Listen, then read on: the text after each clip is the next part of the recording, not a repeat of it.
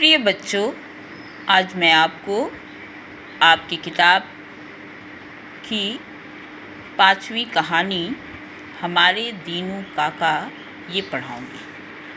इस कहानी के लेखक लक्ष्मी जैन हैं।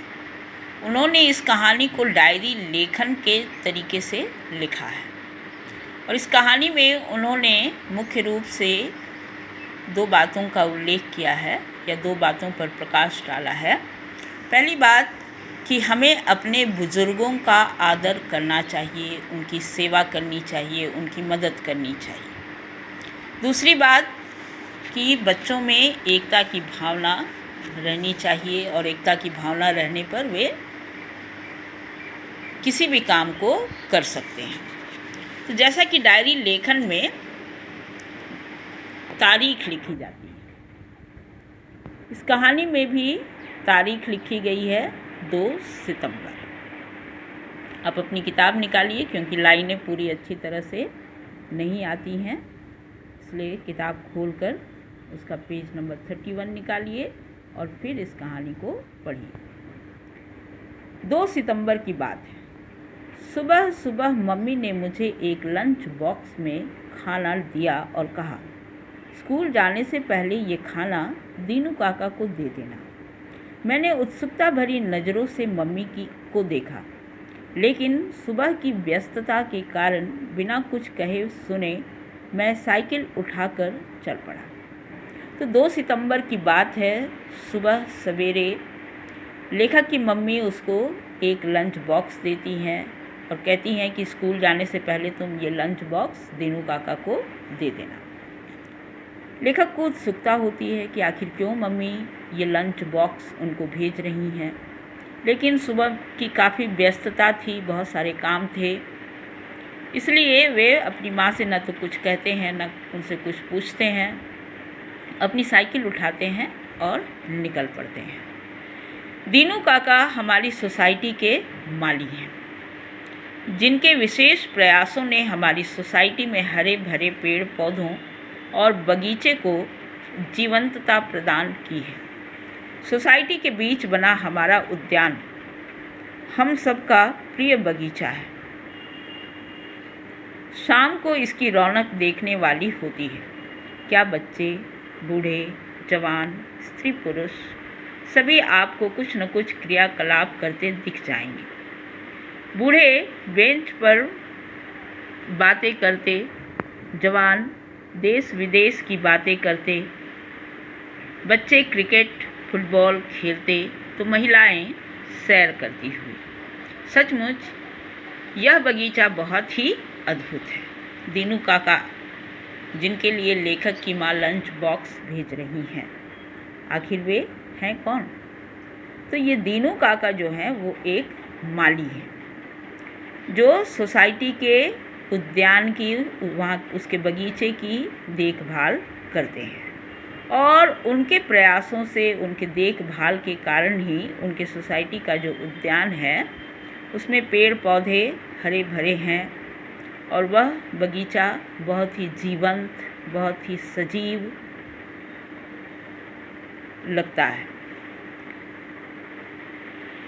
ये जो उनके सोसाइटी का उद्यान है, वहाँ शाम को बहुत रौनक होती है। बच्चे, बूढ़े, जवान, स्त्री पुरुष सभी वहाँ कोई न कोई क्रियाकलाप करते हुए दिखाई देते हैं। क्रियाकलाप का अंग्रेजी शब्द होता है एक्टिविटी। तो क्रियाकलाप मतलब कुछ न कुछ काम करते हुए, कुछ न कुछ करते हुए। तो वहाँ जो बच्चे, बूढ़े, जवान, स्त्री पुरुष आते थे, वे कैसी कैसी क्रियाएं करते थे, क्या क्या करते थे। वहाँ बूढ़े लोग बेंच पर बैठे बातें करते थे, जवान लोग देश विदेश की बातें करते थे, बच्चे क्रिकेट फुटबॉल जैसे खेल खेलते थे और महिलाएं शाम को वहाँ पर सैर करती थी। दीनू काका बहुत ही भले इंसान हैं। उनके घर में और कोई नहीं है, न पत्नी और ना ही बच्चे। आजकल वे बड़े बीमार हैं, इसलिए हम सब बच्चे बगीचे की देखभाल करते हैं तथा सुबह शाम कोई न कोई उनके घर खाना पहुंचा देता है। शायद आज मम्मी की बारी होगी तभी मुझे। खैर, आज मैं उन्हें खाना देने जैसे ही उनके घर पहुंचा तो एक सेठ उन्हें धमकाते हुए कह रहा था, देखो, मुझे तुम्हारी कोई बात नहीं सुननी। तुम यह घर चुपचाप खाली कर दो, वरना अच्छा नहीं होगा। और यह कहकर वह पैर पटकते हुए वहाँ से चला गया। दीनू काका सिर पर हाथ रखकर बैठ गए। मैंने चुपचाप खाना रखा और वापस आ गया। तो दीनू काका के संबंध में यहाँ बताया जा रहा है कि वे बहुत अच्छे, बहुत नेक इंसान थे, बहुत भले, लेकिन अकेले थे। उनके घर में न उनकी पत्नी थी, न उनका कोई बच्चा था। आजकल वे बड़े बीमार थे और इसी कारण बगीचे की देखभाल नहीं कर पाते थे और उनके न आने के कारण बच्चे सुबह शाम जाकर बगीचे की देखभाल करते थे। साथ ही साथ कोई न कोई उनके घर में सुबह शाम खाना दे आता था। शायद आज लेखक की माँ की बारी थी खाना देने की, इसीलिए लेखक को उन्होंने ये लंच बॉक्स दिया था।